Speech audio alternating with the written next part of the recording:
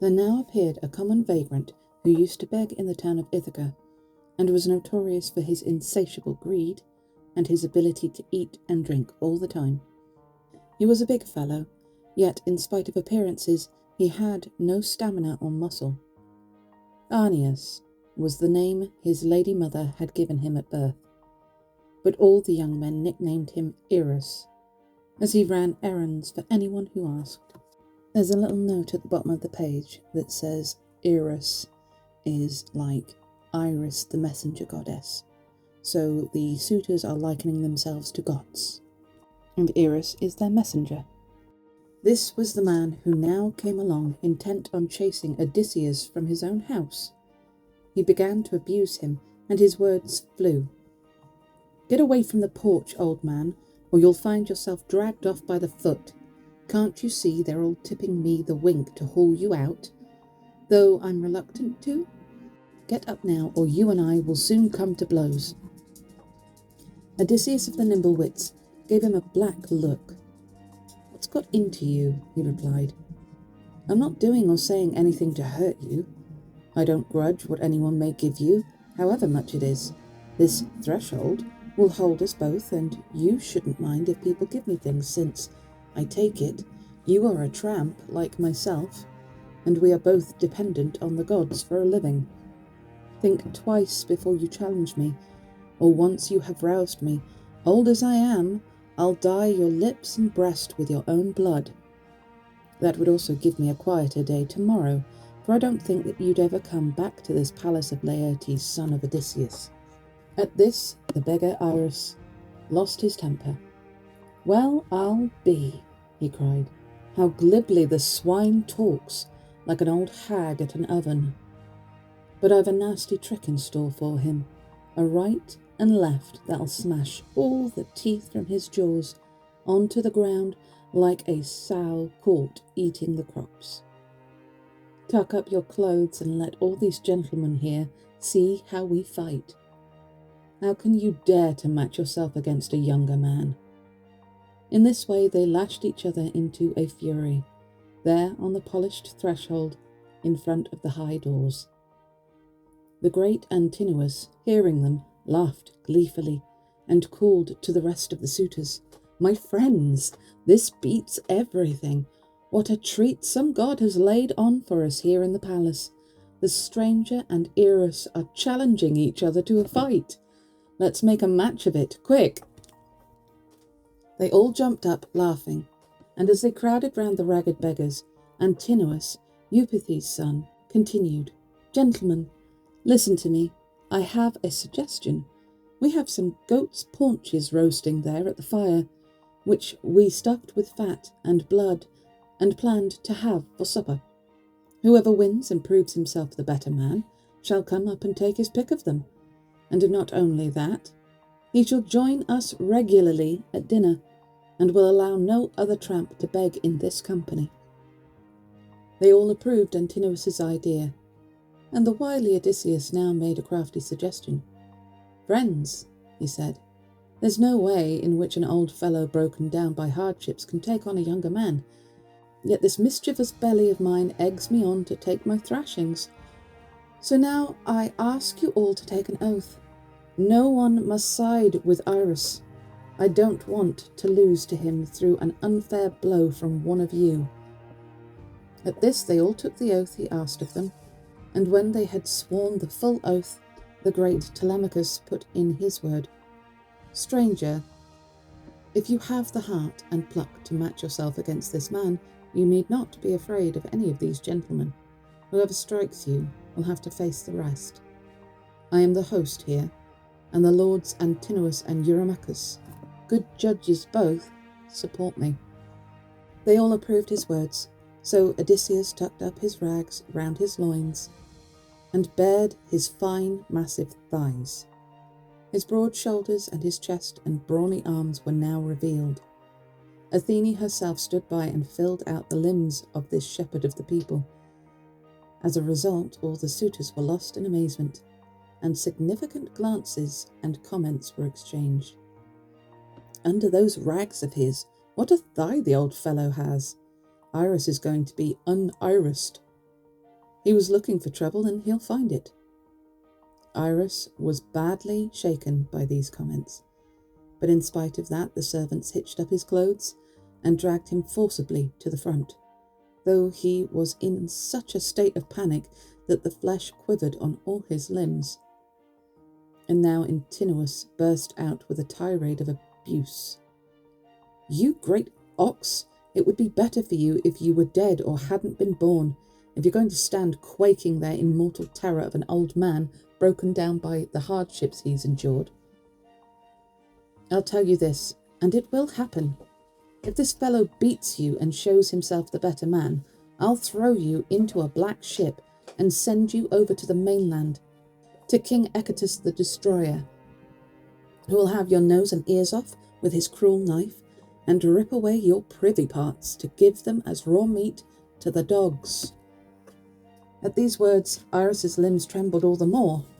However, they dragged him into the ring, and the pair raised their fists. The patient, good Odysseus considered carefully whether he should fell him with a mortal blow or knock him to the ground with a gentler punch. In the end, he decided on the lighter blow, so that the Achaeans would not suspect him. Then they both drew themselves up. Iris aimed a blow at Odysseus's right shoulder, but Odysseus struck Iris's neck below the ear and smashed in the bone so that the red blood gushed up through his mouth, and he fell down into the dust with a scream, grimacing and drumming on the earth with his feet. At this the noble suitors threw up their hands and died of laughing. Odysseus seized Iris by the foot and dragged him out through the entrance across the courtyard to the portico gate. There he propped him against the courtyard wall, put his stick in his hand, and said in words that flew, "Sit there now and scare the pigs and dogs away. You're a worthless fellow, so don't try to lord it over strangers and beggars, or something worse will happen to you." Then he slung the strap of his worn and shabby knapsack over his shoulder, and returning to the threshold sat down again. The haughty suitors flocked back into the hall, laughing gleefully, and congratulated Odysseus. "Stranger," they said, "may Zeus and the other gods grant you your dearest wish and your heart's desire for having stopped that glutton from roaming about the land. Now we'll soon pack him off to the mainland, to King Echetus the Destroyer." The noble Odysseus was glad of their unconsciously prophetic word. Antinous now presented him with a large paunch stuffed with fat and blood. Yuck! And Amphinomus picked out 2 loaves from a bowl, put them down beside him, and drank to him from a golden cup. "Your health, my ancient friend," he said. "You are having a hard time now, but here's to your future happiness." "Amphinomus," the resourceful Odysseus answered him. "You seem to be sensible, like your father, Nisus of Dulichium. I have heard of his great reputation as a good man and a rich one. You are his son, they say, and seem to be intelligent, so I am going to say something important to you. Listen and take it to heart. Of all the creatures that breathe and creep about on Mother Earth, there is none so helpless as man. As long as the gods grant him prosperity and health, he imagines he will never suffer misfortune in the future. So be humble. Yet when the blessed gods bring him troubles, he has no choice but to endure them with a patient heart. The reason is that the view we mortals take of this earthly life depends on what Zeus, the father of gods and men, sends us day by day. There was a time when I was marked out as successful in my dealings with men, but I abandoned myself to a life of looting and violence, and committed many wicked crimes, under the delusion that my father and brothers would stand by me. A lie, seeing as he has no brothers. Let that be a lesson to every man never to live a lawless life, but quietly to enjoy whatever the gods may give him. Yet what I see here are suitors plotting these outrages, wasting a man's property and treating his wife with disrespect. A man who will not be away much longer from his friends and his own country. In fact, he is very near, and I hope that some power may guide you away to your own home, and that you will not have to face him on the day he returns to his native land. Once he is under his own roof, I have an idea that blood will be spilt before he and the suitors are parted." As he finished, Odysseus made his libation and drank the mellow wine, then returned the cup into the young nobleman's hands. But Amphinomus went back through the hall with a heavy heart, shaking his head, for he was filled with a foreboding of disaster. Not that it saved him from his fate, for Athene had already marked him out to fall to a spear from Telemachus's hand. Spoilers! Meanwhile, he went back and sat down again on the chair he had just left. It was now that Athene, goddess of the flashing eyes, put it into the head of Icarius's wise daughter Penelope to appear before the suitors, with the idea of opening their hearts and enhancing her value in the eyes of her husband and her son. So with a forced laugh she said, "Eurynome, my heart moves me, as it never has before, to show myself to my suitors, much as I detest them. I should also like to have a word with my son for his own good, and warn him not to spend too much time with these unruly suitors, whose words are friendly, but whose intentions are evil." "My child," said the housekeeper, Eurynome, "everything you say is quite right. Go and speak frankly to your son, tell him what is in your mind, but first wash yourself and anoint your cheeks. You mustn't go like this, with your face stained with tears. It's a bad thing to be endlessly weeping, and your son is quite grown up now. It was always your special prayer to the gods to see him with a beard."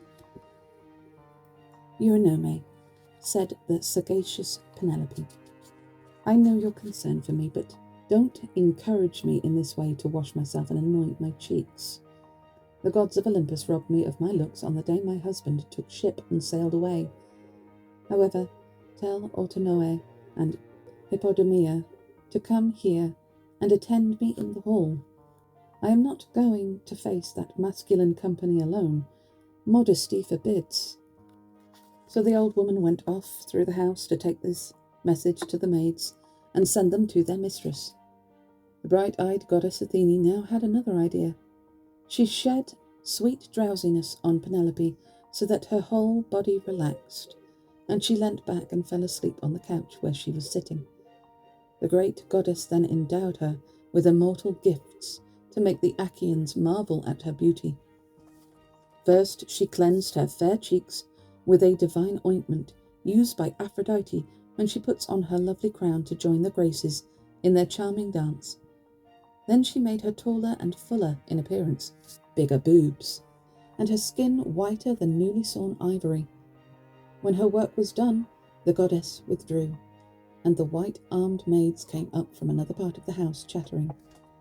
Penelope woke up, rubbed her cheeks with her hands and exclaimed, "What a wonderful sleep, in spite of all my troubles!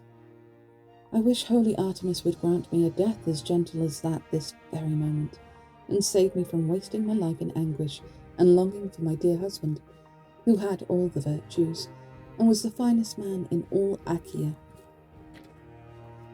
Then she left her bright room and went downstairs, not by herself, but with the two waiting women. When she came near to her suitors, the great lady drew a fold of her shining veil across her cheeks, took her stand by a pillar of the massive roof, with a faithful maid on either side. The suitors went weak at the knees, their hearts melted with desire, and every man among them voiced a prayer that he might sleep with her. Okay, lovely. But Penelope turned to her dear son. "Telemachus," she said, "your sense and judgment aren't what they were. As a boy, you used to have much greater shrewdness. But now that you are grown up and have entered on manhood, and anyone from the outside world, seeing how tall and handsome you are, would take you for a rich man's son, you no longer show the same sense and judgment. Look what has just happened in this hall, how you allow this visitor of ours to be shamefully treated. What if our guest, sitting quietly in our home, were to suffer serious harm from such rough handling. It is on you that people would lay the blame and the disgrace."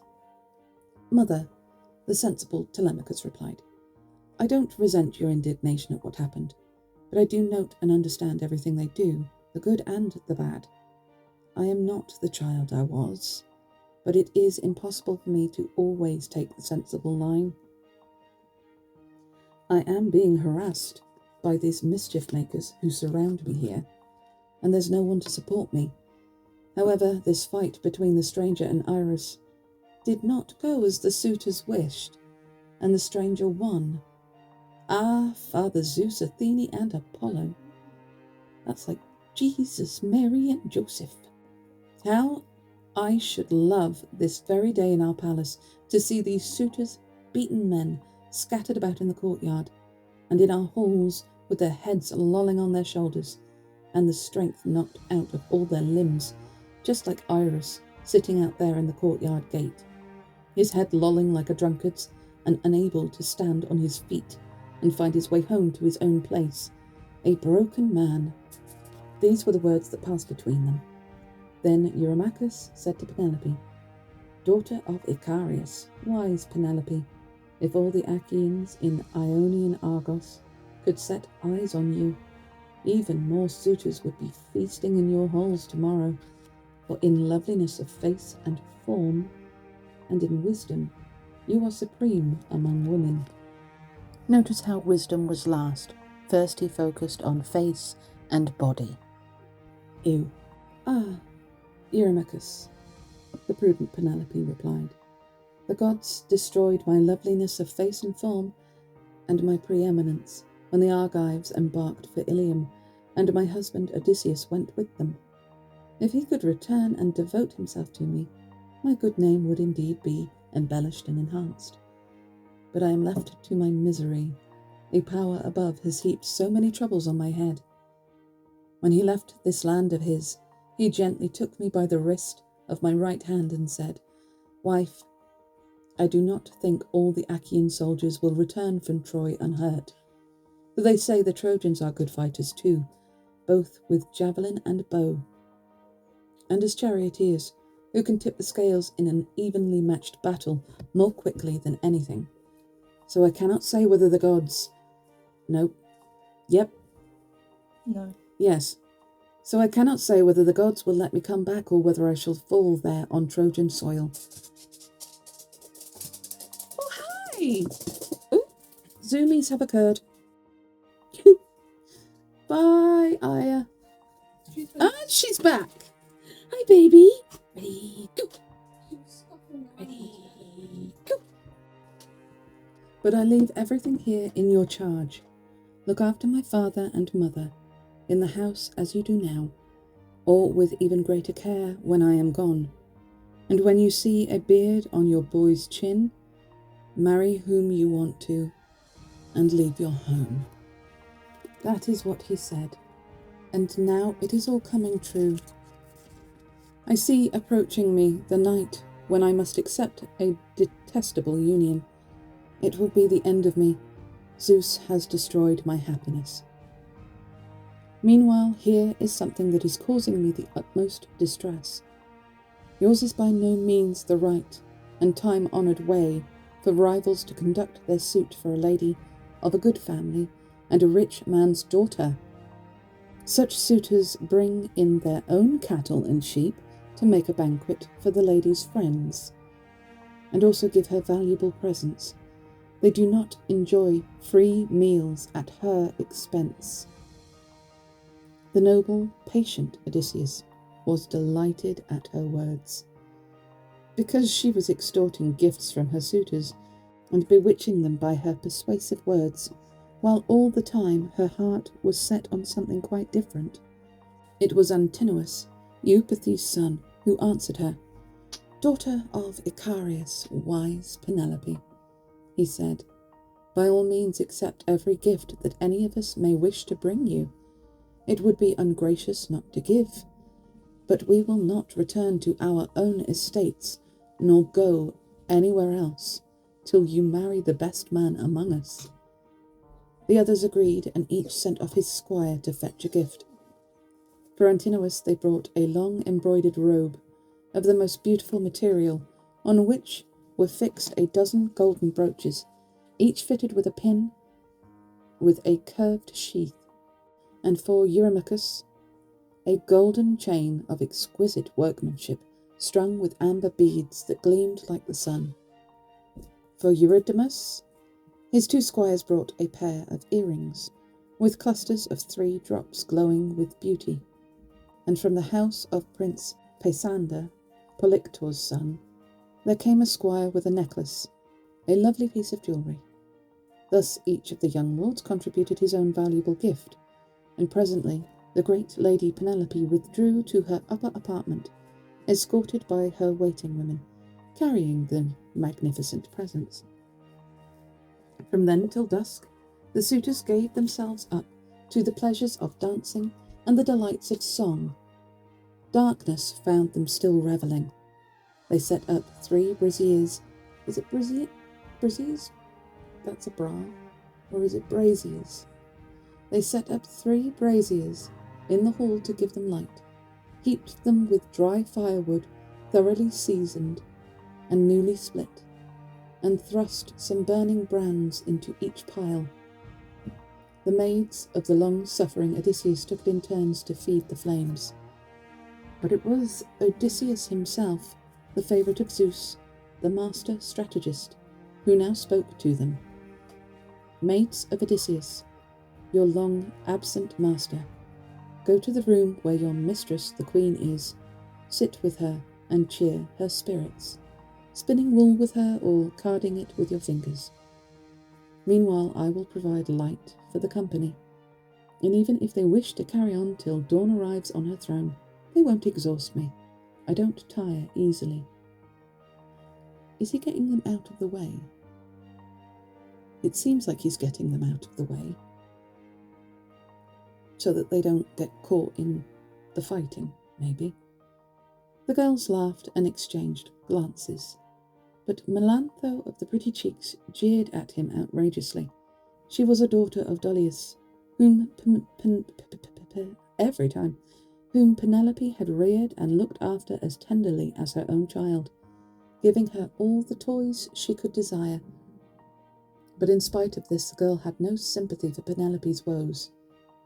She was in love with Eurymachus, and had become his mistress. Oh, I see. So he's wanting to marry Penelope whilst also doing her.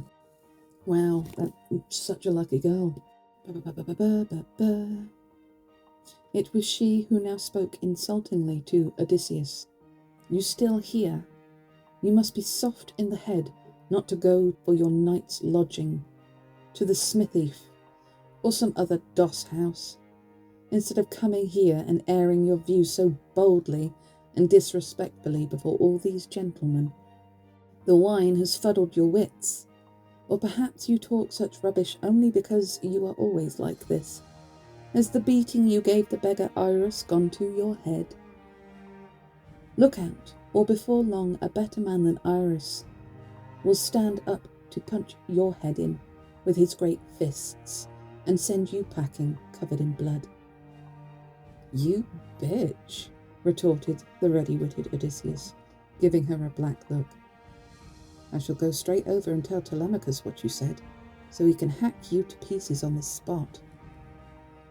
His words sent the women scuttling through the house, their knees trembling beneath them in alarm, for they were convinced he meant it. But Odysseus took his stand by the burning braziers, tending the lights and keeping an eye on them all. Mummy, though his thoughts were busy elsewhere with schemes that were not doomed to come to nothing. Athene, meanwhile, had no intention of allowing the insolent suitors to abandon their caustic insults. She wished the anguish to bite deeper yet into the heart of Odysseus, Laertes' son. Why? Why do you want him to feel more hurt? Maybe that's because she wants him to be more angry, and therefore more bloodshed, which is a bit fucked up. Eurymachus was the first to taunt the stranger and raise a laugh among his friends. "Listen, fellow suitors of our noble queen," he cried. "Something in me prompts me to speak." That would be Athene. "This fellow's coming to Odysseus's palace is a godsend. At any rate, it seems to me that the torchlight comes from the man's head. There is not the slightest vestige of hair on it. The boldness is part of the disguise, but at least he's going to live long enough to be bold." He then turned to Odysseus, the sacker of cities. "Stranger," he said, "I wonder how you'd like to work for me if I hired you, at a proper wage, of course, choosing stones for building walls, and planting trees for timber on an outlying farm of mine. I would see that you had regular food, and provide you with clothing and sandals. But you've got into bad ways, and work on a farm is the last thing you're looking for." "How do they know that? They haven't asked."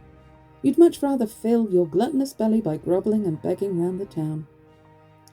"I only wish, Eurymachus," replied the ready-witted Odysseus, "that you and I could compete as labourers in the spring, when the days are drawing out, in a hayfield, I with a curved reaping hook and you with another, so that we could test each other at work, with nothing to eat till well after dusk, and plenty of grass to cut.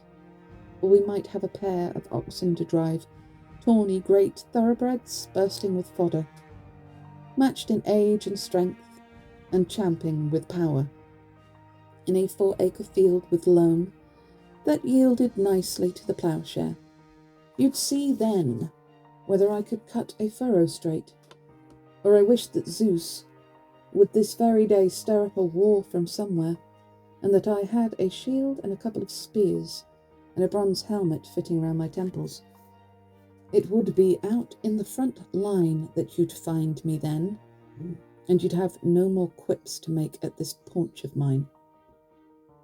But you're just a braggart, with the heart of a bully, who take yourself for a big man and a hero only because the people you meet are so few and so undistinguished.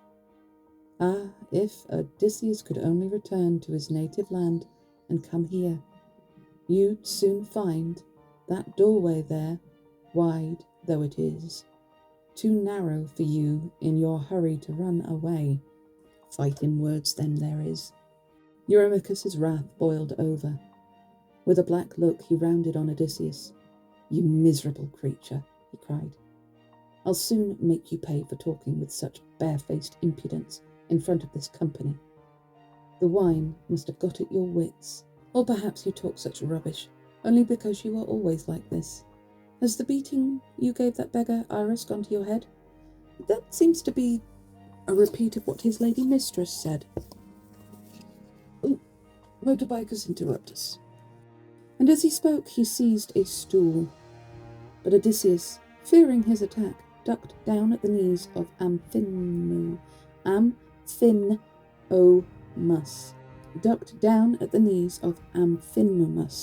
of Dulichium, and Eurymachus's missile struck the wine steward on the right hand, so that his jug dropped with a clang on the floor, and he himself with a cry fell backwards in the dust. Oops! The shadowy hall was at once filled with uproar.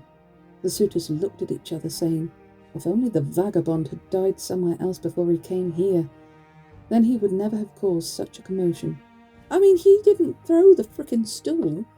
Here we are, at blows about beggars, and our pleasure in this fine feast is going to be spoiled by this outburst of hooliganism. The hooliganism from one of your friends." But now the great Telemachus spoke out. "What's got into you? You are out of your senses. It is obvious you can't hold your food and wine. Some god must be stirring you up. Come now, you have dined well. I suggest you go home to bed when you are ready, though, of course, I am hustling no one out." At this they could only bite their lips and wonder that Telemachus should have the nerve to address them so. He's got the nerve because his daddy's there.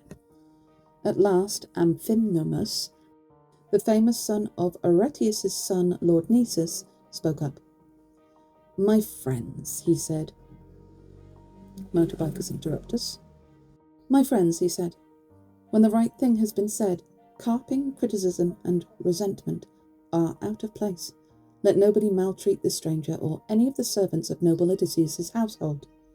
Come, let a wine steward fill each man's cup, not the one that's on the floor. Give him the night off.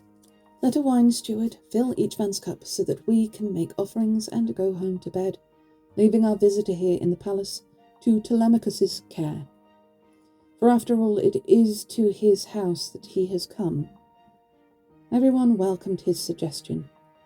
Mullius, a squire from Dulichium and in Amphinomus's retinue, mixed them a bowl of wine and then went the rounds and served them all.